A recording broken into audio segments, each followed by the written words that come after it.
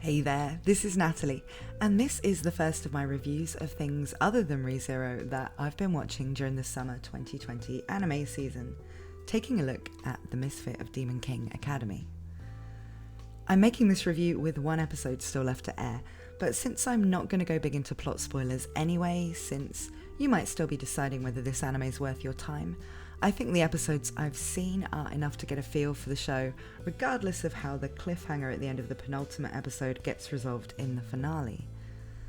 Unlike with another anime I'll be reviewing later this week when it ends, Decadence, this isn't likely to be a one season and done story, where it's based on a light novel series, and so it wouldn't be possible to judge the complete story based on this one season anyway. Speaking of the light novels, the English title of the light novels this anime is based on are in the classic full premise of the show as a title light novel format, with the complete title being The Misfit of Demon King Academy, History's Strongest Demon King Reincarnates and Goes to School with His Descendants. And now I've said that, I guess I don't really need to tell you what the show's about. It originally started as an amateur web novel, which was picked up for publication, and then an anime adaptation, which is a pretty common route for Japanese fiction these days, where more and more animes based on novels rather than manga. Light novels tend to offer the kind of arc structures that fit the seasonal anime format pretty well. There is a tendency to look down on the kind of stories that tend to make it to animation through that kind of path though, because that's where all the most generic isekai and magic school and isekai'd into a magic school series tend to come from. But I do think this show is one of the more creative examples from recent seasons, even though it does sound like yet another OP Protagonist gets a harem at Magical Academy series, in the vein of The Wise Man's Grandchild and things like that from the title. So, I've seen some people unsure as to whether the Misfit of Demon King Academy is serious, or if it's more of a parody or send-up of the OP protagonist trope. To me, it's actually neither of those things. Not everything that uses tired tropes that we all agree are played out and still presents them in an entertaining way is a parody. Instead, the Misfit of Demon King Academy has taken a third option, which is taking the played out trope and just dialing it up to 11. Taking the things that were originally cool about the trope in the first place, in this case the satisfaction of seeing a main character who can obliterate his enemies easily and with style, and just unapologetically running with it to the point where it comes right back around to being fun again. This is what Tengen Toppa Gurren Lagann did with the tropes of the mecha genre. It wasn't parodying things or being ironic. It was saying, look, giant robot battles are cool, but if we're gonna do it, let's have power escalation so extreme that we can just have the robots throwing entire galaxies at each other and be done with it. There are other very good anime series that take an OP character and do something genuinely interesting with it. One Punch Man looks at it through the lens of being OP becoming mundane, and not really solving any of the character's more relatable problems, finding comedy in the fact that the wish fulfillment fantasy the trope relies on hasn't really made Saitama's life glamorous and awesome at all.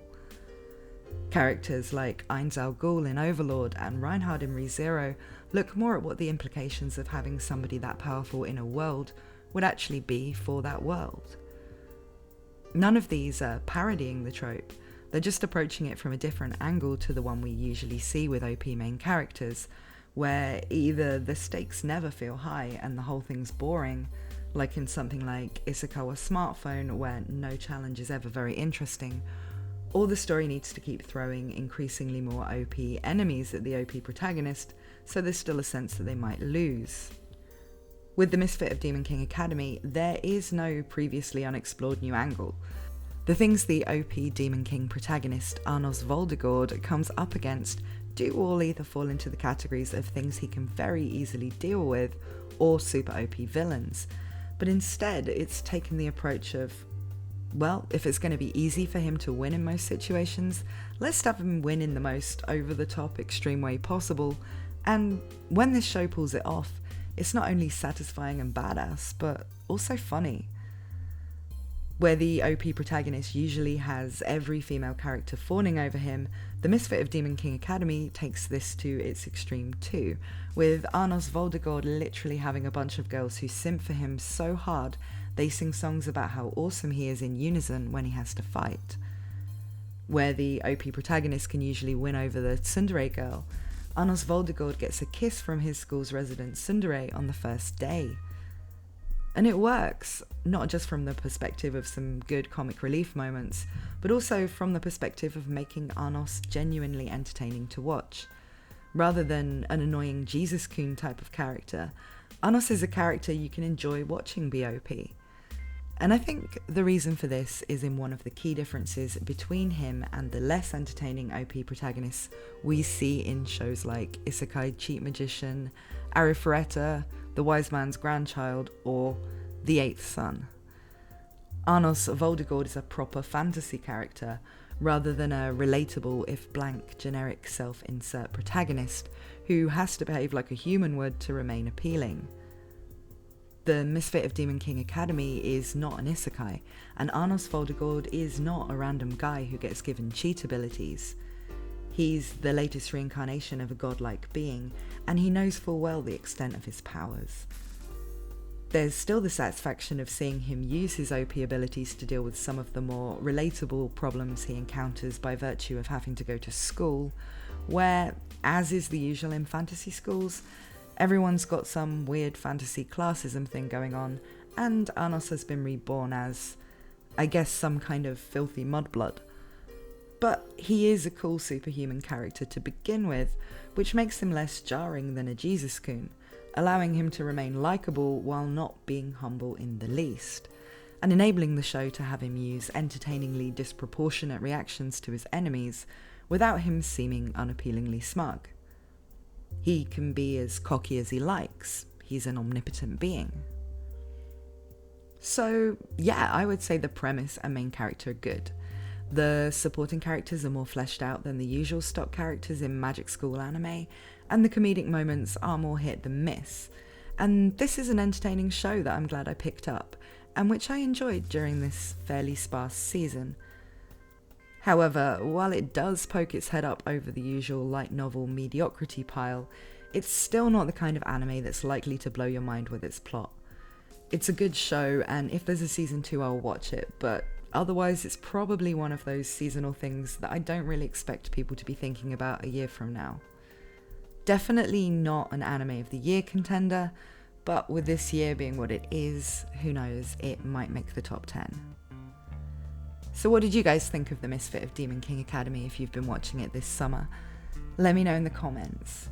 If you're looking for more anime reviews, you can check out my review of the Made in Abyss movie, Dawn of the Deep Soul right now, or my much more detailed episode by episode reviews and cut content videos for ReZero Season 2. I'll be reviewing other summer 2020 season anime throughout the next week or two, including Decadence, God of High School and Sword Art Online, so please subscribe and smash the notification bell if you want to see those when they're uploaded.